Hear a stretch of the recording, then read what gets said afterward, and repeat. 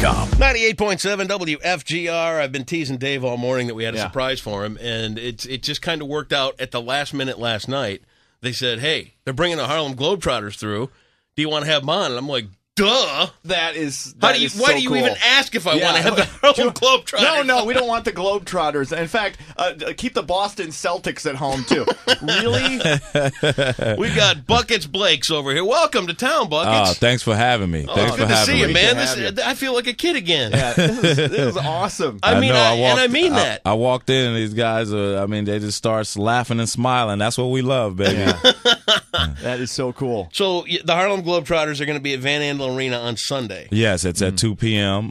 Tickets start at $21, so you can get the whole family in. And also, this is something special and unique that we're doing this year. This is our 2013 You Write the Rules World Tour. Okay. And what that entails is our fans can go to HarlemGlobetrotters.com, and there'll be several rules that they can choose or vote on that will be implemented each quarter. And it could be anything from playing with 2 basketballs at the same time, double the points when we score, putting our 4-point shot into play that we introduced to the game of basketball a couple seasons ago. The 4-point shot is 35 feet away from the basket, 12 feet further than the NBA 3-point line. Also, you can vote on playing 6-on-5.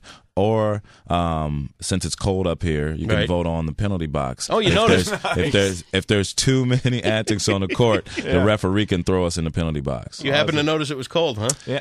I went to school at University of Wyoming, so I kind of know what cold looks like. Right. But I'm from Phoenix, Arizona. So man, Wyoming was a shock. Yeah. I got a lot of friends over in Lake Havasu. You ever been Oh there? yeah, Isn't that a great little town? Yeah, it is. It's beautiful, man. Really it's nice beautiful. Talk about the Globetrotters now. How many years have the Globetrotters? Sure, there's basketball, and sure, it's great entertainment, but you guys have been putting how many years of your ambassadorship to fans out there? How many years has this been going on? This is our 87th consecutive season. That is amazing to think about. 87 years. And you guys have played all over the world. Oh, man. We've played in 121 countries in our 87-year history, and that 121st country just came about this past November when we played for the troops. You know, we do a military tour for the troops, so we did 11 years straight for the military. Well, we played in Afghanistan for the first time, so that made it 121 countries in our 87-year history. What was that like, the Afghanistan experience for you? I didn't get a chance to play in that game. They picked it's 30 players, and they picked 8 guys over there, and the rest of us were in China. Oh, okay. So, just talking to my teammates and doing military tours prior to that, playing for the troops is an amazing feeling. Yeah. Nonetheless, you got to be a little nervous if you're in some place like Afghanistan. Oh, for sure.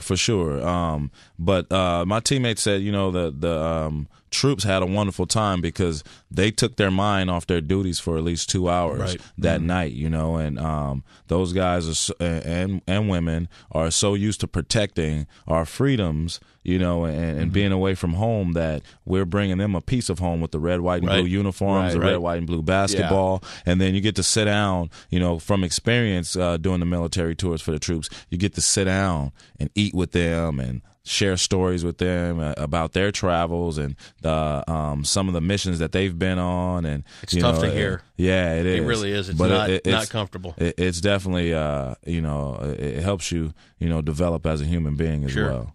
How did you become involved with the Harlem Globetrotters? Did you do high school basketball and college basketball and all that kind of stuff? Yeah, I went to high school in Phoenix, Arizona. Did well. They're actually lettered in 3 sports, so I had a scholarship for football and track and field, nice, as well as basketball. But I chose basketball because it was indoors. You said you have friends in Havasu. Phoenix was hot. Football practice was hot. Yeah. Basketball practice was air conditioning, and track practice. Oh my goodness, that's just good. That's just smart thinking right there. Sometimes you got to outsmart the sun. Yeah. So then you went on to college hoops? I went to Arizona Western College and was a junior college All-American. Then I went to University of Wyoming and did real well. I was All Mountain West. And then I ended up in the CBA. I got drafted in CBA. Oh, yeah. We had to CBA Rock here for Lightning. So we played against the Grand Rapids Hoops. And then it went bankrupt that year. Yeah, that's when Isaiah destroyed the league. Yeah. And Look at that look. Yeah, now that there's not any bitterness there. And then that wasn't me. Okay. And then I got drafted to the D League, and I played for Asheville Altitude in the D League for a season. Okay. Then I went to Europe and played, and then a couple days after I got back from Europe, I got a random call from the Globetrotters. No kidding. While they were in season, and they asked me if I wanted to come work out for the team. Sent me on a 10-day contract and signed me after 6 of those 10 days. So how long have you been with the Globetrotters now? This is my 11th year. Oh my God! Yes. Now, were you like us as a kid? Did you look forward to every? I mean, it happened once a year, and no matter what was going on Saturday afternoon, about 1:30, 2 o'clock, Exactly. I'd run in and look at the TV and see if the Globetrotters Day was on, because I had to see the Globetrotters. Yeah, I got 2 older brothers, and usually when they knew that the Globetrotters were going to come on ABC Wide World of Sports, they let me out of that headlock they had me. So, that's how I got free. Pulled your head out of the toilet. No more. Yeah. They're like, okay, Globetrotters are coming on Wide World of Sports. And then all of a sudden I can breathe. No, but we loved it, man. Look forward to it. Watched them on Scooby-Doo. Seen them on Gilligan's Island. Absolutely. The Love Boat. Yep. So now who were your favorite players from back in the day? Curly Neal. Oh yeah. How do you not love Curly? Geese Osby. And Sweet Lou Dunbar, because on the cartoons he always pulled all the items out of his afro. Pull like a sink out of his afro. Yeah. If they needed a drink of water, he'll pull a water fountain out of his afro. Yeah, but he's actually one of our coaches and our director of player personnel now. Is that right? Yeah. So that's cool. And it's awesome to hear the stories from those guys. Curly Neal still comes to does a lot of stuff with us, and he comes to training camp every year. He loves our dribblers, and he loves the way that the basketball tricks have evolved. Yeah. Guys can do some amazing things with the basketball, as well as I get a chance to. I've been on the road with Curly doing things like this. I've done radio, TV, visited schools and hospitals with him.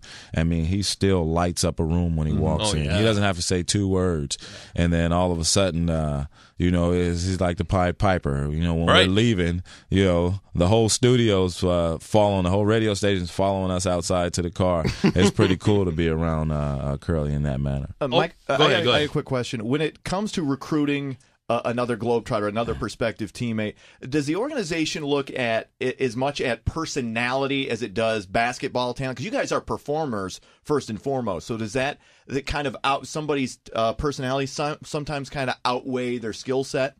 No, not at all. It has to be a combination. Okay. They're looking for great basketball players, great athletes, great people, and great entertainers. Right. And if if you can't provide all those ingredients as a individual, then they're probably going to look elsewhere. And they also do extensive background checks. You got to make the team every year. There's no multi-year deals, and that rids of complacency. Yeah. Some guys on other professional teams, whether it's basketball, football, baseball, hockey, or whatever, sign a multi-year deal, and all of a sudden they get complacent, don't work out as hard, or try to stay knowledgeable or abreast of what's going on with the organization.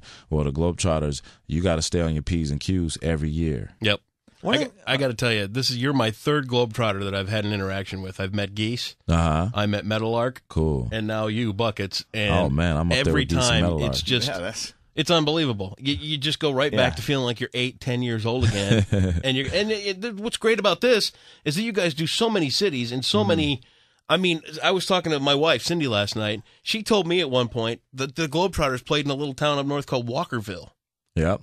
Yep. Way up. I mean, I played in Marquette, Michigan before. Marquette, right? Yeah. I played in Mackinac Island. Yep. So that was a pretty cool experience as well. Yeah, they go anywhere, and they're really ambassadors for the sport. No question. And for the good country, sportsmanship. Really. Yeah. Oh, man, we got so many community outreach programs. I'll tell you what's cool about what we're doing this year. We teamed up with the National Campaign to Stop Violence, and what the National Campaign to Stop Violence does is they do an initiative called Do the Right Thing, and it's WRITE, Right Thing, because they have over 60,000 kids from 30 different cities across the United States submit essays on violence in their lives. And the number one cause of violence in their lives that was cited in those essays that they submitted was bullying in schools. So they teamed up with us because they know we visit so many schools per season, and we're going to visit 300 this year, putting together our ABCs of bullying program, a bullying prevention program. The A is for action, the B is for bravery, and the C is compassion. And we're going to present that to 300 schools. pretty sure we hit maybe 100 schools already, and we can't wait to get the results after our North American tour is over to see if we actually stop bullying in at least. I mean, we would like to stop it in all 300 schools, right, and eventually every school. But we want to see some results and see at the end of the tour, the North American tour, how many schools we've actually prevented bullying in. So that is a great initiative for us. A fantastic organization. Incredible. All the way around. Yep. So what's the line against the Generals? You guys still fit? Yeah, the gambling degenerates here. We don't play the Generals anymore. No? As of the last couple of years, we play a team called the Global Select. The Generals, well, the Generals haven't beat us since 1971. I mean, you might give up too, right? Weren't they like, it's like 0-300 or something like that, or 0-3000? Yeah. And I wasn't born in 71, so you guys got to talk to Curly and Geese about. Like, how did you lose to the Generals? Yeah. I mean, I guess, I think Curly played for 22 years, over 6,000 games. So, I mean, he's pretty exhausted in 1971. Yeah. I'm sure. How many weeks are you guys on the road? We travel about 7 months out of the year total with all the tours combined. We got 270 games in 240 cities, 45 states, and 9 Canadian provinces from December 26th to April 21st. So we cover a lot of ground. That's a lot. And then we'll probably play another 170, 180 games outside of the United States. Wow. And I know we just opened up an office in China. Oh, my God. We have an office in Beijing because we tour out there so much. Right. We've done, I've been to Southeast Asia, Malaysia, Philippines, and Singapore.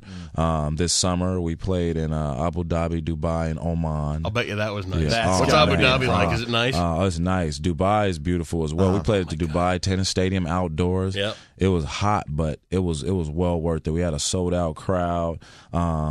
I mean, every single person that was at the game, because we sign autographs after every game before we leave or head into the locker room.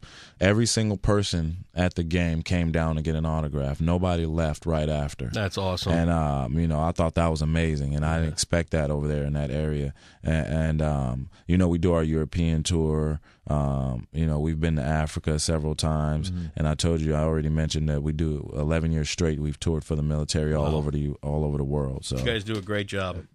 How much longer do you want to do this? I mean, 11 years. Yeah, well, I've been feeling good. Yeah. I've been feeling good.